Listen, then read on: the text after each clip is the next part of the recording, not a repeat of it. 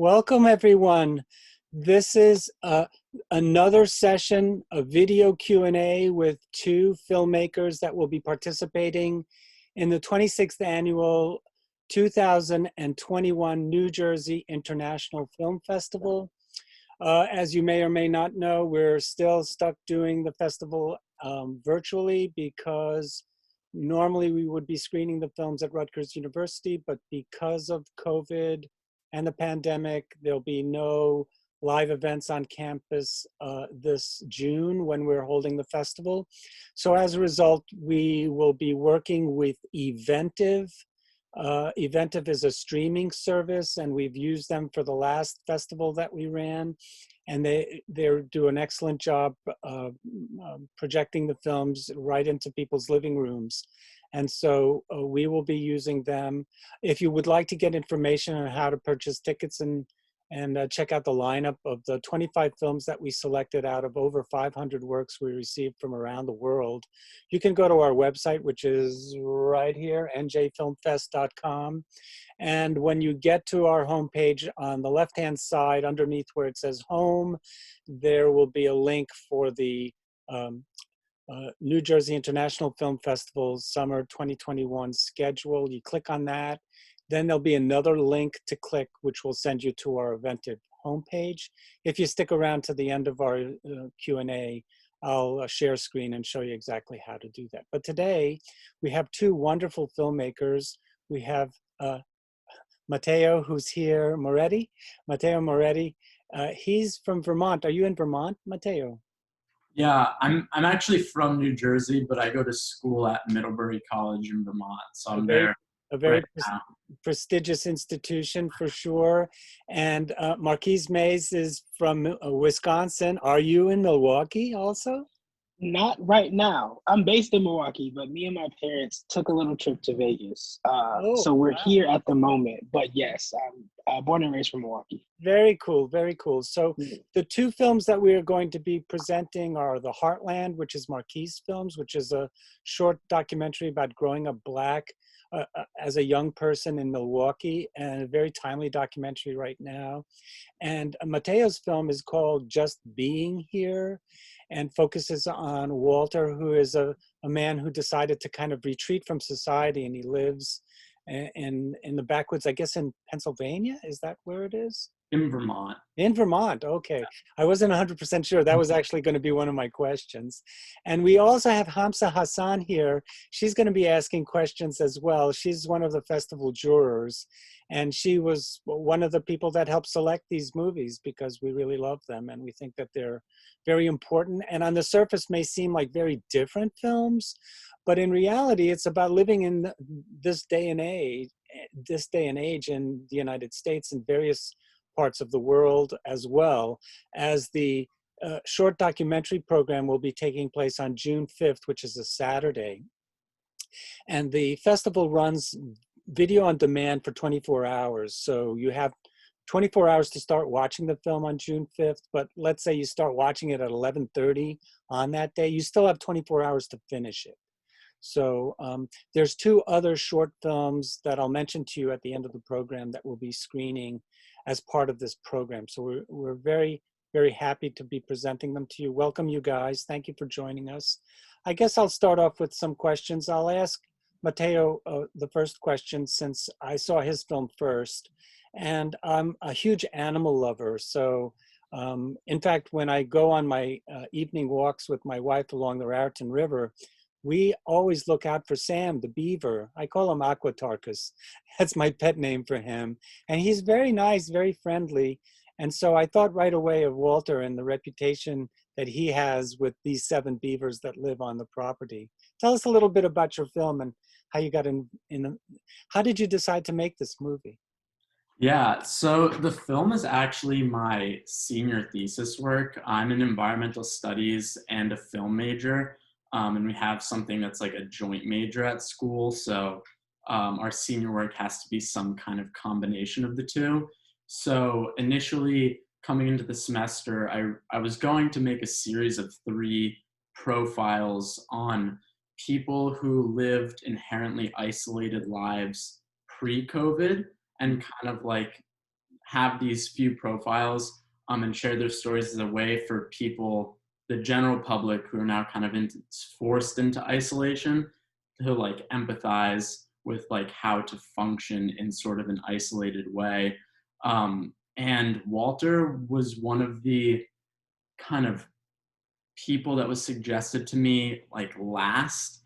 I had reached out to a bunch of different people in the area, mostly looking at people who lived like outside, kind of like secluded. He lives in kind of like the woods, 30 minutes from campus. And someone had mentioned me to him, but like they didn't remember his name, they didn't have his phone number. And then 2 weeks later, that same person texted me and they were like, I found his name and his phone number on a sticky note in a notebook in my basement. And he's like a super interesting guy. He whenever I was speaking to the Vermont Fish and Game Warden for the area, and he said that anytime that we have like carcasses and stuff, he asks us to bring them to his yard because he really likes to watch like foxes and coyotes and birds of prey like come and eat it. And he was also like, and I think he has a family of beavers in his backyard. So I get his number, I call him up, talk to him for an hour. And the next day I was there just filming and ended up going to his house and his like little property. And I call it just like his own world, basically. I ended up going there 3 to 4 times a week from the beginning of October until the end of November. And being inherently like secluded and isolated, and also suffering from depression, anxiety, like he has this weird balance of wanting his space but also wanting human connection. So it was a really cool experience, just kind of initially going there with the intention of like capturing this story, and then ending up like learning a lot from him and also like gaining a friend.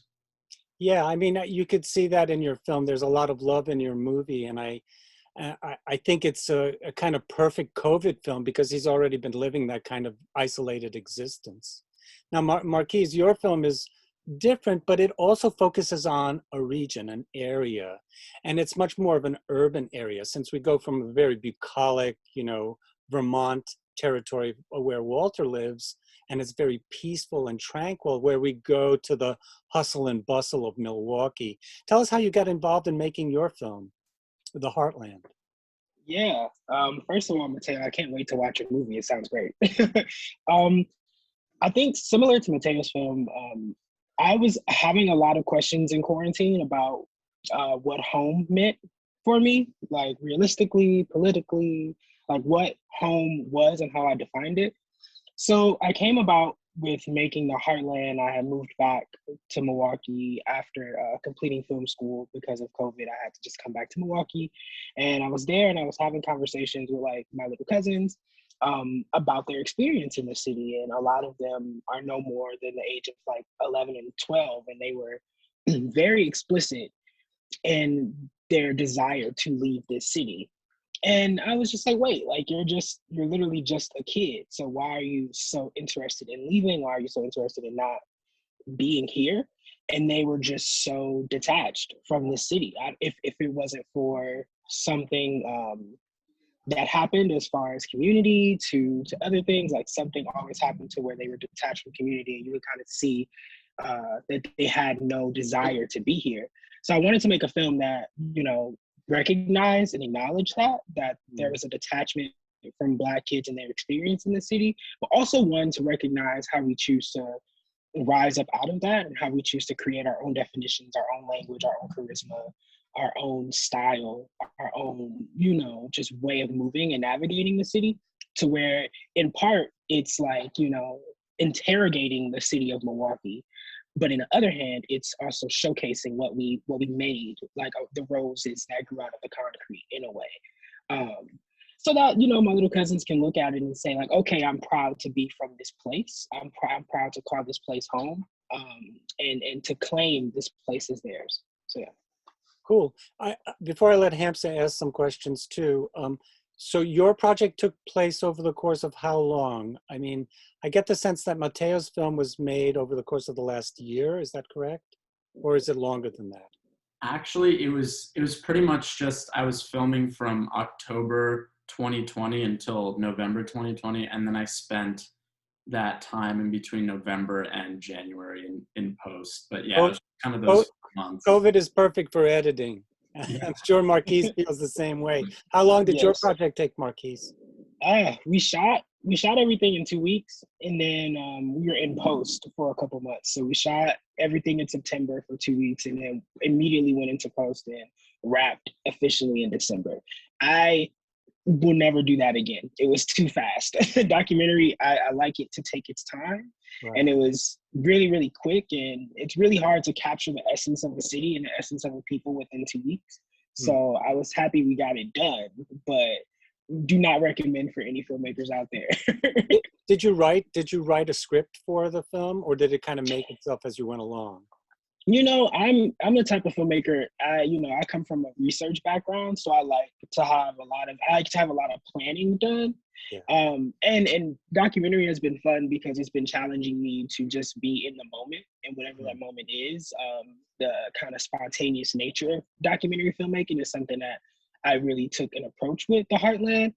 So no, I didn't have a huge script, and it was funny because I usually do make scripts. I kind of like, okay, how do I script this? How do I make this? And I was grateful to just have subjects that were naturally poetic in the way that they talked about the city, to where in post we realized that they were just in conversation with each other. Like we asked them all different questions, but for some reason they talked as if they were all in conversation with each other. Yeah. And then I was just like, I got super lucky with that because my subjects all were just naturally poetic. So I'm grateful for that. So I didn't have to do much scripting for the Heartland. Cool. Hamsa, go ahead. I've been hogging the limelight here with these guys. Since we on the note of like scripting and unplanned things, I would love to know for each of you, was there a moment, and can you tell us about a moment or section of your film that was kind of like an unplanned surprise, whether it was something you captured on film in a B-roll or something an interview subject said that you knew you had to put this in the film?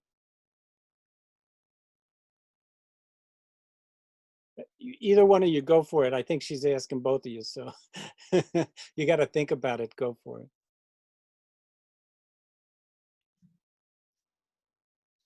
I'll go ahead and go. Let me think.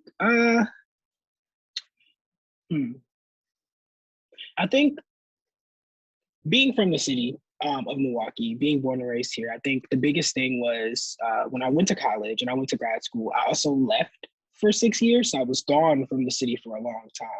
And this was like my reintroduction back to the city. And I think the process of relearning my city, like from like a literal standpoint of like the streets and how do I get around and how do I navigate, but then also relearning how people are different, whether that be my family and my friends, and how things have changed. So I think the biggest thing I knew had to be in the movie was when my subject Rodea was interrogating the meaning of like growing up Black in Milwaukee. It's not a singular experience, it's always a collective one. And I think, she said that within like the first 5 minutes of the interview. And that blew my mind, because then I realized like, oh, this is so much deeper than just talking about the woes of the Black experience within the city. It is way more deeper, because it made me realize that, yeah, wait, like I collectively, when something happened in our city, whether that be a child being a victim of gun violence or a child going missing or any of the other tragic moments, it was always a community and collective experience to where it affected everything that we did. So whether that was like, okay, now I have to wake up 3 hours earlier or 2 hours earlier to go to the other side of town just to get on a school bus with my cousins because I would be safe. Like those things were all different, and it made me sit back and reflect and reconcile all those things and all those meanings of what childhood was like for Black kids. So I think when Rodea hit me with that within the first like 5 minutes of the interview, I was just like, whoa, we're telling a different story, and I need to figure out the best way to do it. So I think that was the most impactful moment. Other than that, it was just having my little cousins in the film. That was super fun. Like I want all of my little cousins to be in my film so by the time that they're 18, they can be like, oh, I have some film credit, So it's really cool to have them in it and have them see themselves memorialized and see themselves in such great ways that I wish I would have seen myself in at those ages. So those are always the fun parts too, to see how they react to the camera and how they naturally kind of fall in love with seeing themselves in kind of dynamic ways. Cool. What about you, Matteo? Yeah, I think for me, the hardest part just in general about making this film for me is like, it's a profile on one person. It's very slow. It's like relatively static. And for me, like my experience with filming a lot has been, I do a lot of fly fishing, a lot of kind of like outdoor kind of action, like quick edits, like super slow-mo B-roll, whatever. And this was like really just totally different. And I think I heavily relied on having those moments that I wasn't expecting. And the way I got those was forcing myself to slow down and just like leave the camera there, or like leave myself there, let the camera keep rolling. And I think there's two moments, one that's like more lighthearted and one that's like, you know, a little deeper. But I think the more lighthearted one for me that I wasn't expecting was this moment where I'm sitting down crouched at the level of like Walter and one of the beavers, and he talks about how they're kind of like ugly, but he's gotten used to that and thinks it's kind of cute. And then he smiles, and then I pan over to the beaver, and it's like it's like really close, and just like, it was a little bit like a moment like, you know, pets and owners kind of look alike. And in that moment, they like, with his smile and his like wrinkles, they kind of like looked like the beaver and its whiskers. And like, that was a crazy moment for me, because I really feel like it solidified like the relationship that they had together. And the other thing was like, from the very beginning, Walter was really open about the fact that he suffered from anxiety and depression. And I knew that I wanted to make this film about him, not about his anxiety and depression, because he is like a person. He is not that.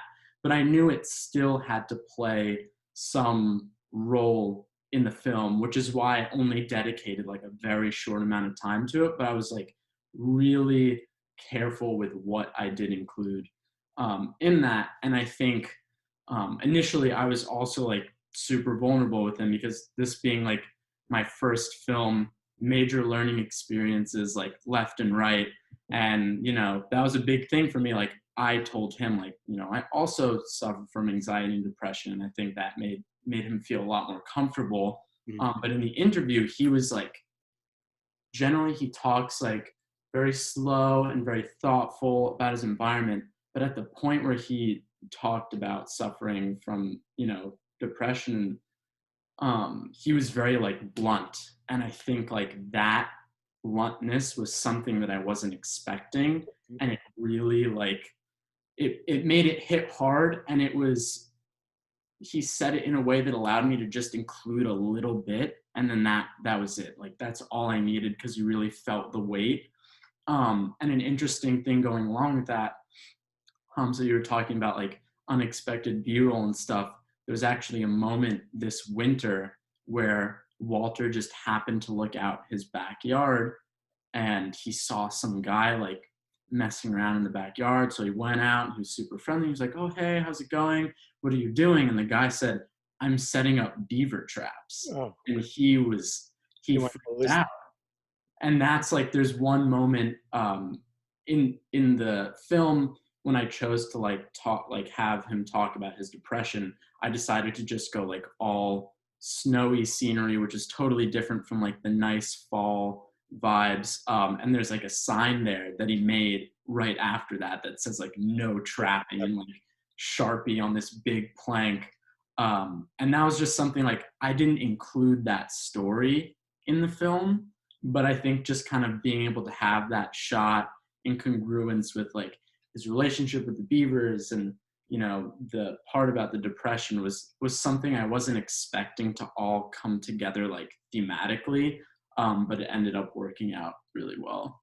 I think it's very interesting that both of your films are about individuals who want to leave or have left the space that they're accustomed to, you know, whether it be the young kids in Milwaukee want to take off because there's nothing, they don't feel a kinship with the city.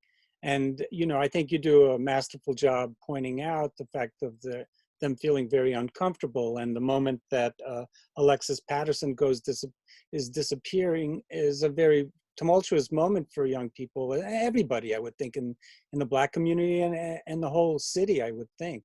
So the fact that the characters in both of your documentaries are looking for sanctuary of some kind. But in Matteo's film, even, I didn't know the story about the guy setting up the traps. There's still a violation of that space, even though, you know, it's considered a recluse, you know, a reclusive area. But I wanted to just say, Matteo, your film also moves effortlessly, but is complemented by Luca's music, because I think that the very, very nice music, I don't know who Luca is, if it's your brother or your relative. It's my brother. Yeah, He's a super talented jazz pianist, so I knew that I had to have him write something for this. He didn't do all the music, but there was like the one main piece of score at the end was him. Yeah, it's really, really lovely. And in Marquise's film, I didn't know what twanging and banging was until I saw your documentary. Do you want to tell us a little bit about what that is? Since it's kind of close to music anyway, it's derived from music. Yeah, you know, twanging and banging, it's not just it's a dance form, right? But it also just was an era of time in Milwaukee. And it was kind of like a dance that came out of us having nothing to do. So like I like to call Milwaukee such a hybrid city in a way, because there's so many different people, so many different cultures and ethnicities that live in Milwaukee. And it's unfortunate that we're one of the most segregated cities in the nation, right?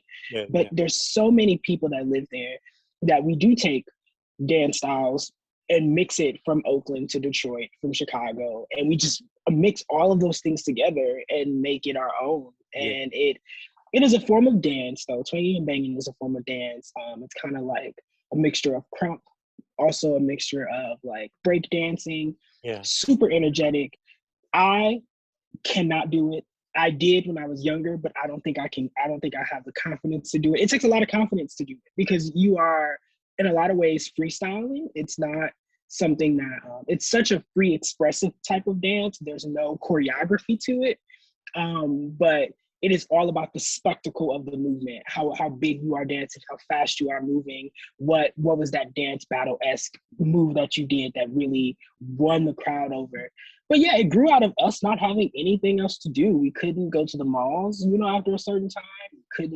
They started closing roller rinks. We couldn't go roller skating anymore. And if we did, we have to go all the way to another part of town.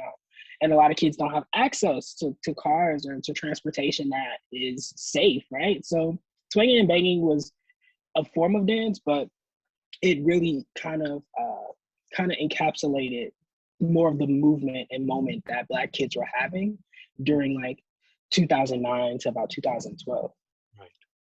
Hamsa, go ahead. Marquise, I'd love to know, especially since you mentioned that you asked each interviewee different questions and yet they overlapped so beautifully. I'd love to know how you met and picked your subjects and how you knew they would be perfect for the project, because they really were. So I'm interested to know. Yeah, it was the process of picking my subjects was pretty seamless. I wanted to take the approach of talking to a lot of people in the city. Again, like I was coming back after 6 years and really trying to reconcile like what it meant as a filmmaker to come back to the city, and to come back to a city that is not used to filmmaking also. What are the lines that I have to draw to ensure that they are comfortable in front of the camera, that they understand what the camera is here for? Because in our community, the camera, whether it be media or news, has been so exploitative of our community and has been a form of anti-Blackness in a lot of ways. So how do I offset that? How do I allow them to see that this is a tool of opportunity, that we can change some perceptions of ourselves? And I went into it by just talking to everybody. I literally talked to so many people. And I think what happened was throughout talking to people, I would give people kind of titles, right? Kind of attributes that describe them. So whether, you know, Rodea, who's in my film, who has such a boisterous charisma, right, and attitude and style, she presents herself as the hood healer. And I'm like, okay, I need that perspective of what it means to have someone who is from these neighborhoods that is seeking to heal it. And then it was natural for Casey, right? Because Casey, I called her the historian. She just knew so much about the city. And not because she was forced to study it, because she truly loves the city, like whether it be from the big Milwaukee tattoos that she has around her body, or just the history that she knows politically and then culturally. Like she knows the political history that is written down, but she also knows the cultural history that goes without saying, right? That is kind of like passed throughout time. So she was an easy pick. And then Matthew was such a grounding piece as well. I think he was the grounding part of it, and he has a theater background as well. So I needed someone who could also give me another type of poetic, and someone who could speak to that specific queer experience for kids in the city as well. So yeah, it kind of fell into place. But I interviewed a lot of people, and I was kind of sad again. That's why, you know, I recommend that people don't do things in 2 weeks or don't do things in 4 months, because it could have been a bigger story. I interviewed my older brother and about his relationship to Milwaukee and how it related to his journey through incarceration, you know, what that meant for him. And it was so sad that I could not include it in there, because it's all about conversations that people have. But nonetheless, like, now we have all this footage, we have all these stories that we can turn into other things at some point.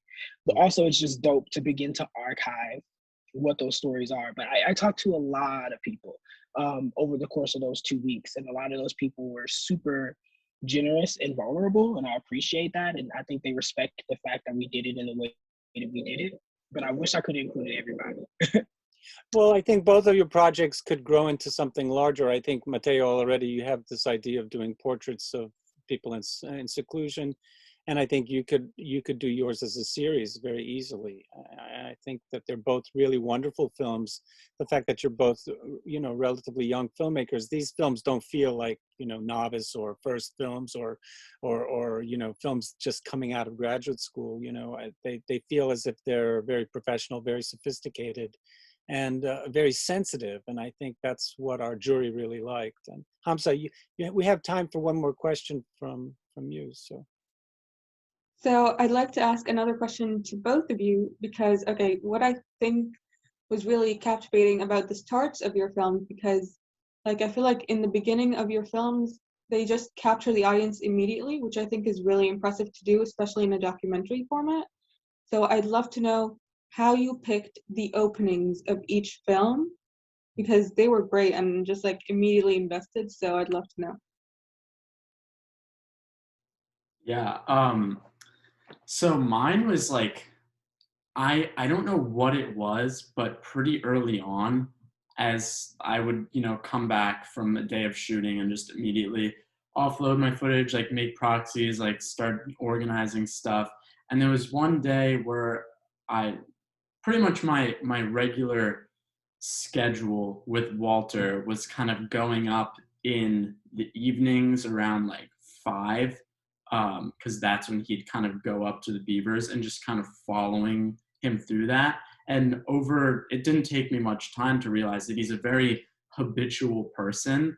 And for me, this act of like methodically breaking down these branches that he would do every single time to bring to the beavers was really intriguing. And I thought that it would be something that was kind of like vague enough for people to not really know what was going on initially.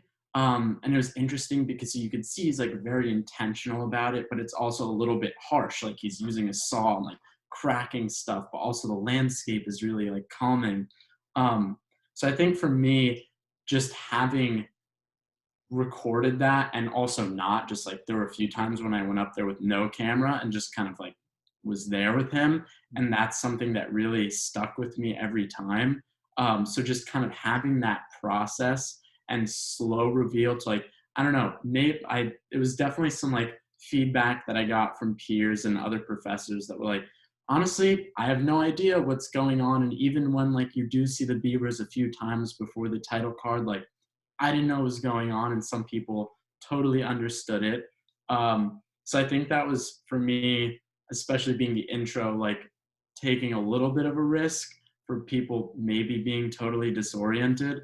But for me, it was just like I like to find the little kind of like artful, habitual things in Walter, and that was one that really stood out and lasted like just enough time to be a nice way, to be a nice length for an intro, but also to like set the mood. Because I started out with like a few cuts that were maybe a little quick, but the rest of it is like slow paced, and I really wanted to like start the film by immersing the audience and letting them know like this is the kind of film that it's going to be. So just kind of like take your foot off the gas and just, you know, not to be corny, but like just be there. What about you, Marquise? I just want to give Matteo that great pun. That was great. He did there. That was a good transition. For me, I knew early on that I wanted to approach the film in a love letter format. I think I was also thinking a lot about what love letters mean. A lot of time people just assume that love letters are only about affection for someone or something, but it can be very complicated. And I think love letters present an opportunity for someone to not only talk about the joys and the affection that they have for someone or a place, but it gives them the opportunity to talk about what they don't like, what they aren't fond of, what is complicated about that relationship. It is about a relationship as opposed to just giving off affection. So I knew early on that, okay, we should take this love letter approach. So I had each one of my subjects write personal letters to Milwaukee, and if they felt comfortable enough with sharing them, they would, and and stuff like that. So I think it was more of an exercise for me, just saying, hey, like, you do this thing to get you comfortable to speak about the city when we film, right? And Casey's was just so powerful. And it's so funny because Casey likes to joke around and like, oh, I'm not that good of a writer or whatever. But she actually is so talented. And I think, again, the love that she has for the city just kind of exuded and oozed out immediately, right? And I think it was when we were filming her, reading off her letter, she was writing it as she was doing it, right? Like, as we were filming it, she was like changing words, moving words, doing all those things. And I was just like, dang, like, that is actually really, it's crazy that she was kind of making it and switching words and moving and navigating it like that.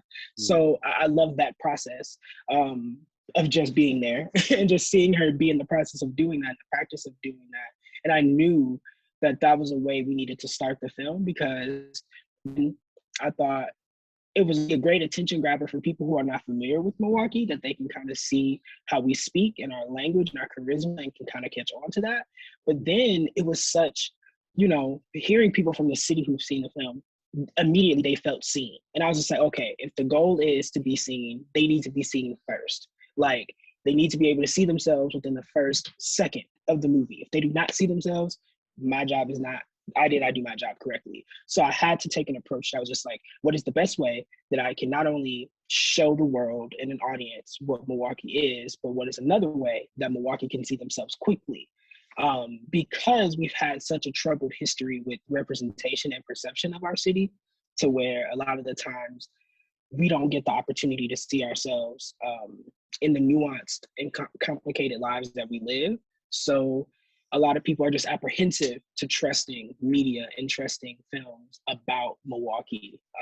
So it was something I was just like, okay, how do I gain the trust of my city, but then also present a new, like a kind of a new interpretation of my city for new audiences to see. So yeah, that's kind of how I came about to my intro.